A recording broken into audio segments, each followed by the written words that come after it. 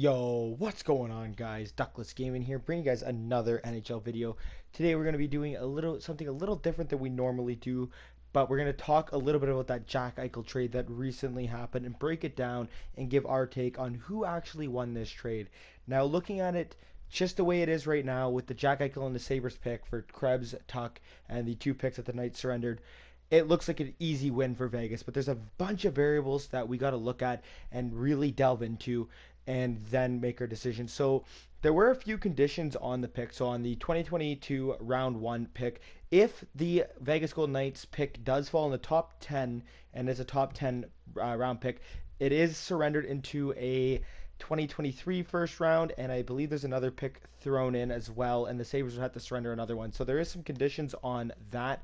But rather than that, it is Eichel for Krebs, Tuck, and the first round pick, second round pick, and the Buffalo third round pick here. But looking at this, like I said, it looks clear cut, easy Vegas win. But there's a lot of factors that go into it. We'll delve into it here. So Vegas, as we've all know, came into the league, took the league by storm, dominant team, made the finals, and they've been trying to put pieces together to make them strong enough to win a cup. They've surrendered a lot of their future. They've given up, the house and farm of the future to really establish themselves as a contending team. They've traded away, I believe it was 4 out of their first 5 years of their draft picks, or it would have been 3 out of 4. Most of those players are gone. They've got barely any prospects. Picks are gone. All that fun stuff. They're just really putting together a team. They brought in guys like Mark Stone. They brought in Pietrangelo. They brought in Eichel. They brought in Pacioretty. These are some big names they traded away in order to get this stuff done. And you know what? They've been very close there. They've been trying their hardest, but they're not quite there. Now, when we really look at this, there's a lot, like I said, a lot of factors to come into play. Jack Eichel, who was refusing to listen to the Buffalo doctors. Jack Eichel has a herniated disc in his neck. He wants to get surgery on it, a surgery that's never been performed on an NHL player.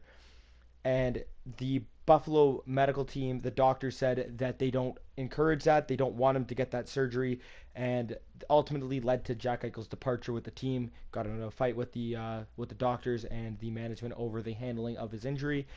They wanted to put him through rehab, but aside from that, that's another factor. Eichel's got had a lot of injuries throughout his career. Great player when he's healthy. How he comes when he's back, because he is going to get that surgery, is going to depend a lot on this. So is he going to be healthy? Can he play? How is he going to feel? It's never been done on an NHL athlete. It has been done on regular people, but they're not playing at a top level sport where you're taking hits all the time. You're playing the intensity of the sport. How will Eichel be? Another factor comes into Vegas' standings. Vegas right now, they're off to a horrible start. They've been subpar at best. They've been a very boring team to watch. Honestly, they're 6-6 to start the year. I watched their game against Montreal the other night. They were outshot 20-1 in the second period. They were down 2-0 when I was watching. They ended up coming back. They striked for 3 goals on 4 shots. But I mean, against a team that's struggling in Montreal and Montreal has been a weak team without Price this year. I know they're without Weber as well, but Montreal's been very underperforming. To be outshot 20-1 and just absolutely be getting manhandled, unreal to see that kind of play.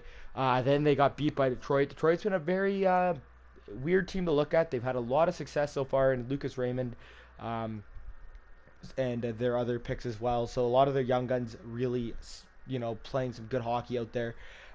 But Vegas underperforming. Eichel's not going to be available for 3 to 5 months. They're projecting.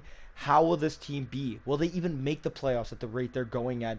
They've been having a lot of struggles. They haven't been that quick out of the gate, and trading away a guy like Alex Tuck and trading away one of the prospects like Peyton Krebs, I don't know if that's going to help them. That's going to be a couple more roster spots that they're going to have to fill. I really don't know on that. Buffalo, on the other hand, I really think long-term Buffalo wins this trade.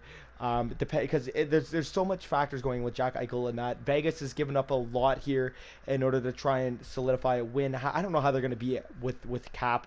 They got a lot of players taking up LTIR right now with Mark Stone, Jack Eichel.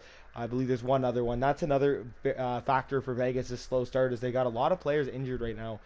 So once they're back, maybe they play a little bit better. But as of right now, they're not looking that great on the ice. But I think Buffalo acquiring a guy like Alex Tuck, again, He's a New Yorker. He's from the state of New York, coming to be a hometown boy with the Buffalo Sabres.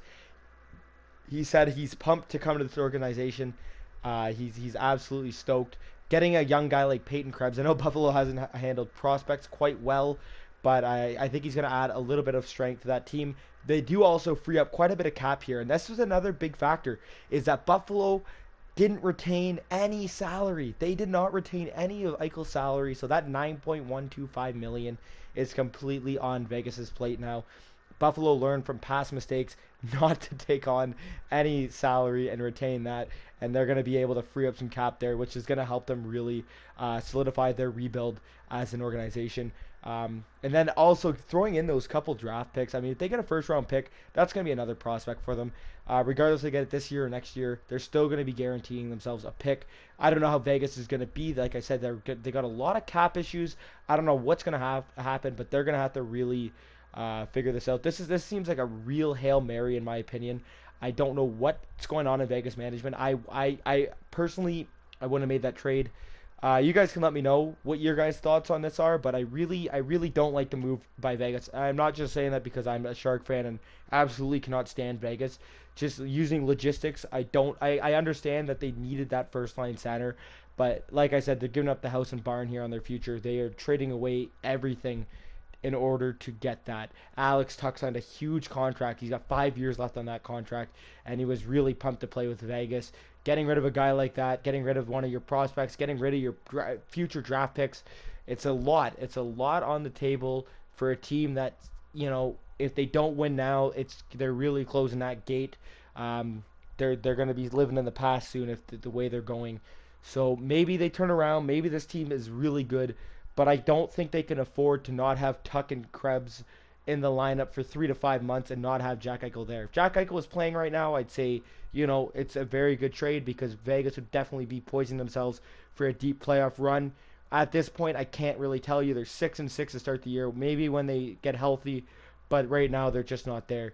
You guys can let me know your thoughts in the comments. Let me know what your opinions are on this. I know it was a blockbuster move. As far as I was concerned, Vegas was going to be trading Eichel, or Buffalo was going to be trading Eichel to Calgary, and they were going to get to Chuck, and there was a huge, they were on the finish line of that deal, and I don't know what happened, but this was a big blockbuster move, and it'd be nice to hear you guys' opinion. If you guys haven't subbed already, hit that sub button. At 500 subs, we're going to be having a huge giveaway for both PS4 or PS5 users as well as Xbox users as well. So we're keep in touch with that. And if you guys enjoyed this video, make sure to leave a like and let me know your guys' thoughts on this trade. Alright, we'll see you guys soon.